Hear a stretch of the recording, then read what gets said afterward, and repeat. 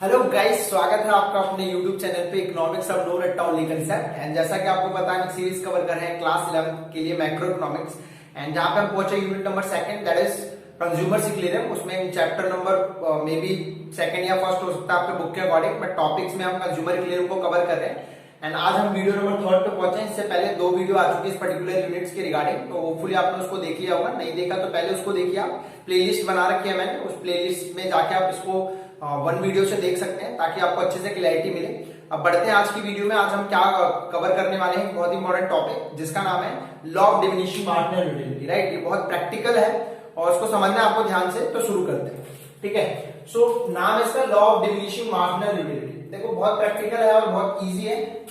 जैसा कि पिछले वीडियो में मैंने छोड़ा और बताया कि मार्जिनल यूटिलिटी जीरो और नेगेटिव भी हो सकता है, तो कुछ उसी से वही इसका टॉपिक का एक लॉ है। राइट, तो इसको कैसे कवर करेंगे हम, इसको चार पार्ट्स में कवर करेंगे। Law of diminishing marginal utility को पहले डेफिनेशन देखेंगे, इसके कंसेप्ट को समझेंगे, दूसरा इसकी अजम्पशंस को देखेंगे, ठीक है, तीसरा इसका टेबल देखेंगे और फोर्थ इसका डायग्राम देखेंगे। इस तरीके से हम टॉपिक को कवर कर लेंगे। इस टॉपिक से 1 मार्क्स, 3 मार्क्स, 4 मार्क्स, 6 मार्क्स किसी भी टाइप के क्वेश्चन बन सकते हैं। तो आपको सारी चीजों को ध्यान से समझना है, ठीक है भाई।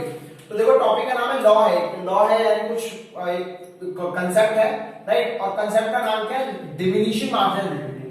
मार्जिनल यूटिलिटी डिमिनिशिंग है, डिमिनिशिंग का मतलब डिक्रीजिंग, यानी मार्जिनल यूटिलिटी डिक्रीज हो रहा है, उसका ये लॉ है। बस मुद्दा ये है कि भाई मार्जिनल यूटिलिटी डिक्रीज हो रहा है, फिर जीरो होता है, फिर नेगेटिव भी हो जाता है। क्यों होता है वो ये कंसेप्ट बताता है, ठीक है, law of diminishing marginal utility. तो ये बात पढ़ने से पहले आप मेरे को एक चीज बताओ, जो मैंने पिछले वीडियो में भी एक छोटी सी डिस्कस करी, कि जनरली आप एक चीज बताओ, जैसे जैसे हम आपके पास एक कमोडिटी है, राइट, लेट से मैंने बता भी दिया, एक लेट से गोलगप्पा ले लेते, राइट। तो आप ना 10 गोलगप्पे इसको खाते हो। अब एक गोलगप्पा खाओगे तो आपको यूटिलिटी ज्यादा मिलेगी, ऑब्वियसली ज्यादा मजा आएगा, राइट, ज्यादा सेटिस्फेक्शन मिलेगी। दूसरे को खाओगे थोड़ा उससे कम, तीसरे को उससे कम, चौथे को उससे कम। एक टाइम पे आपका मन एकदम भर जाएगा, ठीक है। और उसके बाद क्या हो जाएगा, फिर जबरदस्ती खिलाए तो आपका पेट खराब हो जाएगा, राइट। तो नेगेटिव सेटिस्फेक्शन मिल जाएगी। तो यही फंडा है जो बहुत रियल लाइफ में भी एग्जिस्ट करता है। अच्छा, इसके एक्सेप्शंस भी होते हैं, उसको मैं लास्ट में डिस्कस करूंगा, बट 99% जनरली यही केस होता है। रसगुल्ले की बात कर लो, आप एक खाओगे तो सेटिस्फेक्शन बहुत ज्यादा मिलेगी, दूसरा खाओगे तो कम, राइट। वाटर, पानी पियोगे, एक गिलास पिया तो ज्यादा सेटिस्फेक्शन मिलेगी, फिर दूसरे से कम, फिर तीसरे से कम, चौथे से कम। सेम है रोटी से, राइट। नॉर्मल आपको भूख लगे तो एक रोटी खाओगे तो ज्यादा सेटिस्फेक्शन, फिर दूसरे से कम, फिर तीसरे से कम, फिर पेट भर जाएगा, फिर ज्यादा खाओगे तो पेट खराब हो जाएगा, राइट। ऐसे चलता है, सेम फंडा है, सेम इसी को ही बोलते हैं लॉ। कहीं भी आप यूज कर सकते हो, ठीक है।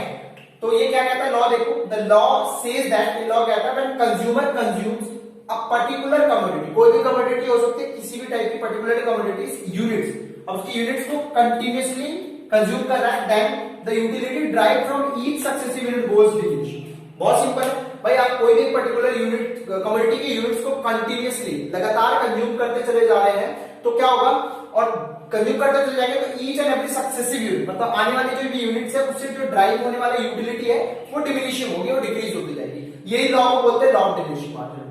क्लियर हो गई होगी बात। एक बार और रिपीट कर रहा हूं मैं कि भाई आप कोई भी कमोडिटी ये यूनिट्स को अगर कंटिन्यूअसली कंज्यूमशन करते जाएंगे तो each and every successive unit के साथ आपका जो ड्राइव होगा यूटिलिटी, मार्जिनल यूटिलिटी, वो डिक्रीज होता चला जाएगा। उसको बोलते हैं law of diminishing marginal utility. Clear. अच्छा, ये लॉ को बनाने के लिए ना हमें एक अजम्पशन देखनी पड़ती है, बहुत जरूरी है, राइट। अगर अजम्पशंस नहीं देखेंगे ना तो ये लॉ फ्लॉप हो जाएगा। बताया मैंने कि कुछ चीजों को कॉन्सेप्ट मानना पड़ता है, कुछ कंसेप्ट, थ्योरी, लॉज, मॉडल्स को सक्सेसफुली और अच्छे से समझने के लिए ना। तो अजम्पशंस क्या है इस पर्टिकुलर लॉ के लिए, तो ध्यान से समझना। पहला है, 4 अजम्पशंस है और चारों बहुत इजी है और एग्जाम में आ भी जाते हैं एमसीक्यू के फॉर्म में। Standard unit of measurement is used. इसका क्या मतलब है कि जब लॉ ऑफ डिमिनिशिंग मार्जिन अगर आपको सक्सेसफुल बनाना है तो अजम्पशन है कि आप जो कंजम्पशन करेंगे वहां पे जो कंजम्पशन करने का स्टैंडर्ड होना चाहिए, मतलब जो यूनिट आप मेजरमेंट के लिए यूज कर रहे हैं वो स्टैंडर्ड होना चाहिए। क्या मतलब है इसका, देखो सिंपल बात, मैं आपसे अगर पूछूं कि आप चाय जो है, टी जो है वो कैसे कंज्यूम करते हैं, कप में बोलेंगे, राइट। मैं आपसे पूछूं कि आप पानी किसमें पीते हैं, गिलास में पिएंगे। अगर कोई पर्टिकुलर पर्सन है और जिसको चाय पी रहा है तो वो चम्मच से पिए, मान लो वो एक चम्मच लिया, एक चाय पिया, तो उससे सेटिस्फेक्शन यूटिलिटी कितनी मिलेगी, मान लो ठीक ठाक मिलेगी, मान लो 10 मिलेगी। फिर उसकी उसका संतुष्टि बहुत ज्यादा मिलेगी क्या, नहीं, क्योंकि चम्मच से चाय पी रहा हूं, एक और चम्मच लिया तो फिर सेटिस्फेक्शन और ज्यादा मिलेगी पिछले वाले से, तो लॉ ऑफ डिमिनिशिंग फ्लॉप हो गया। कहने का मतलब अब पानी पी रहे हो चम्मच से, तो भाई पानी पियोगे चम्मच से तो प्यास थोड़ी ना बुझेगी, पानी पिया आपने, सेटिस्फेक्शन मिली, यूटिलिटी दिया आपने, दूसरे चम्मच से पियोगे और यूटिलिटी होगी क्योंकि प्यास ही नहीं बुझी आपकी। तो इसका मतलब होता है स्टैंडर्ड यूनिट्स। जैसे चाय को कप में पीते हैं, चम्मच में नहीं, पानी को गिलास में लेते हैं, खाने को जो नॉर्मल जो भी आपके पास स्टैंडर्ड्स हैं जो प्रिस्क्राइब है इकोनॉमी में या बिहेवियरल में, उसको ही आपको लेना है। That is standard unit of measurement is use. ठीक है, बात समझ आई? जिस तरीके से जिस चीज को कंज्यूम किया जाता है उसी तरीके से करेंगे, दूसरे तरीके से नहीं। मान लो बिस्किट होता है, अब बिस्कुट को आपने 5 टुकड़े कर दिया, उसको एक एक टुकड़े को खाओगे तो कोई सेंस नहीं बनता ना, वो स्टैंडर्ड यूनिट नहीं है, राइट? तो उससे वो लॉ ऑफ डिमिनिशिंग नहीं फ्लॉप हो जाएगा, वो फुलफिल नहीं होगा। तो इसीलिए याद रखना अजम्पशन क्या है कि हमें हमेशा जो भी हम कंजम्पशन के लिए यूज कर रहे हैं यूनिट्स, उसका स्टैंडर्ड यूनिट होना चाहिए जो भी मेजरमेंट के लिए हम यूज कर रहे हैं। क्लियर होगी बात भाई? ठीक है। सेकंड, कंटिन्यूअसली कंजम्पशन, ये बहुत इंपॉर्टेंट है। कंटिन्यूअसली कंजम्पशन क्यों, समझो चीज को। अब मान लो कि आपने एक पर्टिकुलर कंजम्पशन के लिए आपने मान लो रसगुल्ले ही लिया, ठीक है? आपके पास 5 यूनिट है उस रसगुल्ले के पैकेट में, आपने आज एक कंजम्पशन करा, ठीक है, और यूटिलिटी दी। मान लो कल आपने फिर करा उसको, फिर 2 दिन बाद कर रहे हो, तो पहले वाले से यूटिलिटी ज्यादा मिलेगी, दूसरे वाले से और ज्यादा मिल सकती है। कल करोगे तो 3 दिन बाद करोगे तो और मिल जाएगी। बात समझ रहे क्या? आपने आज मोमोज खाए, फिर उसको छोड़ के 3 दिन बाद मोमोज खा रहे हो उसी यूनिट को, तो ऐसे ही ना यूटिलिटी जो है वो अलग अलग हो सकती है, चेंज हो सकती है। इसका मतलब है कि जब भी आप कंजम्पशन करना चालू कर रहे हैं तो एक जो यूनिट लिया है, कंजम्पशन गुड कमोडिटी लिया है, उसकी यूनिट्स को आप लगातार कंजम्पशन करेंगे। आप ये नहीं आज कर रहे हैं, परसों कर रहे हैं, 10 घंटे बाद कर रहे हैं, कंटिन्यूसली शॉर्ट टाइम पीरियड में जो जनरली होता है उससे यूज करें। बात समझ आए कंटिन्यूसली कंजम्पशन का? अगर नहीं होगा तो ये फ्लॉप हो जाएगा, law of diminishing marginal utility. इसलिए यहाँ पे लिखा गया कंटिन्यूसली कंजम्पशन, यानी जो भी एक स्टैंडर्ड है उसके हिसाब से कंजम्पशन करते चले जाएंगे, टाइम गैप नहीं करेंगे। ठीक है भाई? Second, homogeneous unit of a commodity. इसका क्या मतलब है कि जो कमोडिटी है वो होमोजेनियस होना चाहिए। जो बिस्किट का पैकेट है एक ही होगा, एक ही वैरायटी का मोमोज होने चाहिए। आप क्या कर रहे हो कि कमोडिटी लिया आपने मोमोज, एक चिकन मोमोज ले रहे, एक वेज मोमोज ले रहे, तो ऑब्वियसली यूनिट दोनों अलग अलग हो गई। अब दोनों से अलग अलग सेटिस्फेक्शन मिल सकती है। मान लो आपने वेज खाया तो कम यूटिलिटी मिली आपको, अब ज्यादा नॉनवेज पसंद है तो आपने नॉनवेज खाया मोमोज तो उससे ज्यादा सेटिस्फेक्शन मिलने लगी। तो भाई होमोजेनियस होना चाहिए, जो भी एक कमोडिटी है उसकी सेम यूनिट होने चाहिए सारे, एक ही टाइप के बिस्किट, एक ही टाइप के कमोडिटी के यूनिट्स होने चाहिए। ये भी जरूरी है, नहीं होगा तो ये फ्लॉप हो जाएगा। समझ पा रही? ये चीजें कांस्टेंट रखते ही हम ये लॉ को सक्सेसफुल बना पाए।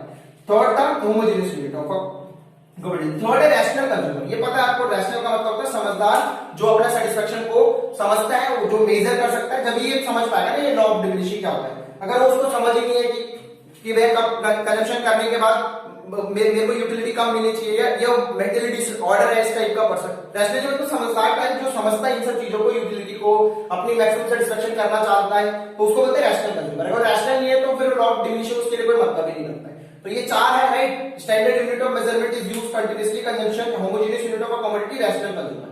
ये 4 अजम्पशन ध्यान रखना, ये इंपॉर्टेंट है। इसको बेसिस पे हम law of diminishing marginal utility को समझ सकते हैं। इतनी बात समझ आई? अब इसका टेबल देखते हैं जो हम ऑलरेडी डिस्कस कर चुके हैं, फिर डायग्राम भी ऑलरेडी ऑलमोस्ट डिस्कस कर चुके हैं। अब उसके बाद बहुत सारे आपके माइंड में आ रहा होगा ख्याल, सर ऐसा थोड़ी ना होता है कि ये हमेशा ही फुलफिल हो जाए इस अजम्पशंस के बाद भी, राइट? नहीं, देखो सारे लॉ बिहेवियर होते हैं, प्रैक्टिकल लाइफ में बहुत ज्यादा एग्जिस्ट नहीं करते हैं। इकोनॉमिक्स के बहुत सारे रूल बता रहा हूं मैं, अभी तो आप थ्योरी पढ़ते चले जा रहे हो, प्रैक्टिकल में थोड़ा सा फ्लॉप हो जाता है। तो मैंने बोला इसका एक्सेप्शन भी है, बट आपका एक्सेप्शन आपके बुक में नहीं है, बट मैं बता देता हूँ आपका एक्सेप्शन किस सेंस में कि लॉ ऑफ डिमिनिशिंग कहां पे फॉलो नहीं होता है। अब लेट्स से आप ना गेम खेल के आए हो, राइट? बाहर से समझना इसका exception law of diminishing marginal utility का, कि नॉलेज के लिए बहुत इंपॉर्टेंट है, बट आपको लिखना और समझना यही है, ठीक है? जरूरी है कि आप ये कहां पे फ्लॉप हो जाएगा। अब आपको ना बहुत ज्यादा गेम खेल के आए हो, ठीक है, बहुत ज्यादा पसीने से हो और आपको बहुत ज्यादा प्यास लगी हुई है, तो अब देखना आपने पहला पानी पिया, यूटिलिटी आपने दिया 10, ठीक है, 20 में से 10। दूसरा, पहले वाले से प्यास नहीं बुझती, आपको पता है, जब पानी पियोगे तो दूसरा वाला पानी पियो, जब संतुष्टि मिलती है, मजा आ गया, तो आप दूसरे वाले गिलास को ज्यादा यूटिल दे सकते हो क्या? तो 90% तो ये बिल्कुल सक्सेसफुल हो जाता है। कुछ केसेस में आपको यूटिलिटी नहीं मिलती, जैसे मैंने गोलगप्पे वाली बात बोली, तो आपको बहुत ज्यादा भूख भी लग रही थी और क्रेविंग भी हो रही थी, तो आपने एक गोलगप्पा खाया, राइट? तो उनको आपको ज्यादा मजा नहीं आया, मे बी दूसरा खाने से ज्यादा आपको यूटिलिटी मिल जाए, ज्यादा सेटिस्फेक्शन मिल जाए। तो some exceptional cases always there, हमेशा होते हैं ऐसे, बट जनरल केस में आपको दोनों चीजें समझिए। जनरल केस में law of diminishing marginal utility काम करता है। अब बात करते हैं टेबल एंड डायग्राम से, एंड देन इस टॉपिक को एंड करेंगे। सो गाइस, अब देख लेते हैं अपने टेबल एंड डायग्राम को, इसके साथ ही हमारा ये law of diminishing marginal utility खत्म हो जाएगा। तो आपको ये यूनिट हम डिस्कस कर चुके हैं, राइट? मैंने बोला है कि आप इसको याद कर लो, मार्जिनल यूटिलिटी टेबल। अगर क्वेश्चन कुछ और बोलेगा तो क्वेश्चन के अकॉर्डिंग करना, बट अगर नॉर्मली आपको अगर 6 मार्क्स में बोल रहा है लॉ ऑफ डिमिनिशिंग मार्जिन को शो करो 6 मार्क्स के लिए, तो आपको सिंपल ये याद रखना मार्जिनल यूटिलिटी क्या होता है, 10, 8, 6, 4, और 2 0 -2, ठीक है। ये याद हो सकता है 10 से -2 तक जाएगा। आपको अब ये भी पता चल चुका है कि TU 0 भी हो सकता है और -2 भी हो सकता है, ठीक है।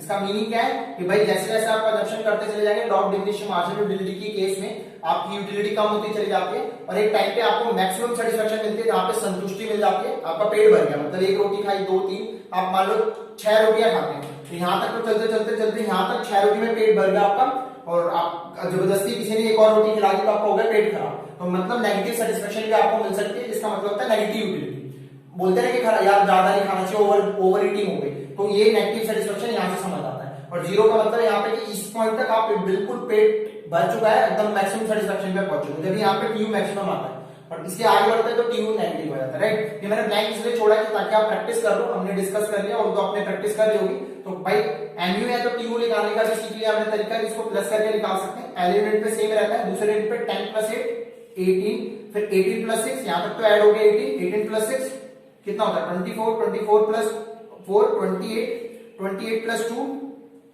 28 + 2, आई गेस कुछ नंबर आगे पीछे होगा क्या, ठीक है। 28 + 2 30, 30 + 0 30, फिर 28, राइट। आगे सामने सामने कर लेना इसको, तो ये टोटल यूटिलिटी हो गया। आपको दिख रहा है टोटल यूटिलिटी बढ़ता चला जाएगा डिक्रीजिंग रेट पे, एक पॉइंट ऑफ टाइम पे मैक्सिमम पहुंचेगा, राइट। मैक्सिमम पहुंचेगा यहाँ पे 30 पे और उसके बाद वो डिक्रीज हो जाएगा।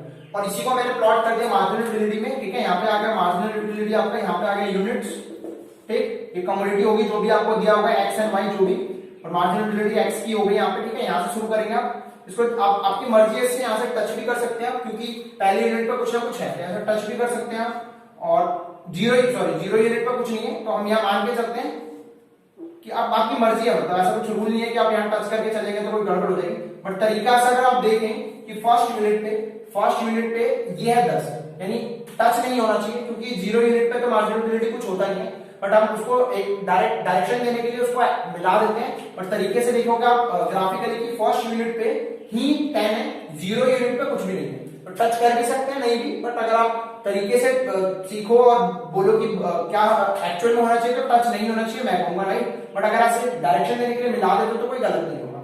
यहाँ से भी हमारा जाएगा नीचे की तरफ, क्योंकि डिक्रीजिंग होता चला जाएगा, धीरे धीरे वो 0 पे पहुंचेगा एंड वो नेगेटिव हो जाएगा, ठीक है। ये नेगेटिव वाला साइड है हमारा, और यहाँ पे पॉइंट पे क्या होता है 0 पे TU मैक्सिमम हो जाता है। तो इस तरीके से आप एक्सप्लेन कर सकते हैं इसकी जो भी बातें बोली है, इसको एक्सप्लेनेशन के साथ, और 6 मार्क्स का इसको कवर कर लेंगे। तो छोटा सा टॉपिक था, इस टॉपिक के लिए इतना ही रखते हैं, law of diminishing marginal utility. Hopefully आपको अच्छे से समझ आ गया होगा। नेक्स्ट वीडियो में जो मैंने बोला बेसिक्स हमें करना था कंज्यूमर इक्विलिब्रियम के लिए, वो हम कर चुके हैं, राइट। जो भी हमें सीखनी थी छोटी मोटी चीजें वो हम डिस्कस कर चुके हैं। नेक्स्ट वीडियो से हमारा मेन टॉपिक है कंज्यूमर इक्विलिब्रियम, वो देखेंगे, ठीक है।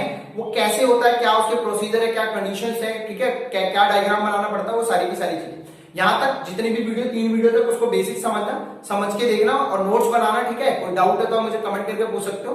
बाकी इतना ही रखते हैं, छोटी वीडियो तो है थोड़ी, बट इससे ज्यादा हम नेक्स्ट वीडियो में कर पाएंगे, क्योंकि वो नया टॉपिक शुरू होने वाला है। सो होपफुली समझ आ गई होगी सारी वीडियो, और नहीं समझ आई तो आप दोबारा देख सकते हैं, सोशल मीडिया पे मुझसे जुड़ सकते हैं, अपने डाउट पूछ सकते हैं। एंड बाकी मिलते हैं नेक्स्ट वीडियो में। Till then have a great day, thank you very much.